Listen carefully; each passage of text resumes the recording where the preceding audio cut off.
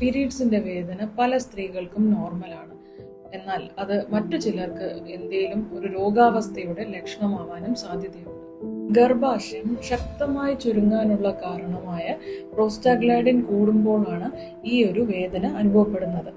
Primary dysmenorrhoea അല്ലെങ്കിൽ spasmodic dysmenorrhoea ഇത് നമ്മൾ വളരെ ആദ്യത്തെ 1-2 ദിവസങ്ങളിൽ കണ്ടുവരുന്നതാണ്. അത് വളരെ നോർമലാണ്.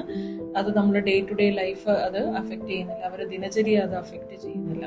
എന്നാൽ സെക്കൻഡറി ഡിസ്മെനോറിയ എന്ന് പറയുന്നത് മറ്റെന്തെങ്കിലും രോഗാവസ്ഥ കാരണം ഉണ്ടാകുന്ന വേദന, പീരീഡ്സിൽ ഉണ്ടാകുന്ന വ്യത്യാസം, പീരീഡ്സിന്റെ സൈക്കിൾ ഉണ്ടാകുന്ന വ്യത്യാസം, അതുപോലെ ബ്ലീഡിങ്ങിൽ ഉണ്ടാകുന്ന വ്യത്യാസം വേദന വർദ്ധിക്കുകയും ചെയ്യുന്നു. അത് കൂടുതലും നമ്മൾ എൻഡോമെട്രിയോസിസ്, ഗർഭാശയ മുഴ, അല്ലെങ്കിൽ യൂട്രസിനുള്ളിൽ മറ്റ് ഗർഭാശയ ട്യൂബുകൾ, അണ്ഡാശയത്തിൽ ഉണ്ടാകുന്ന ഇൻഫെക്ഷൻ മൂലവും ഇതുണ്ടാവാൻ സാധ്യതയുണ്ട്.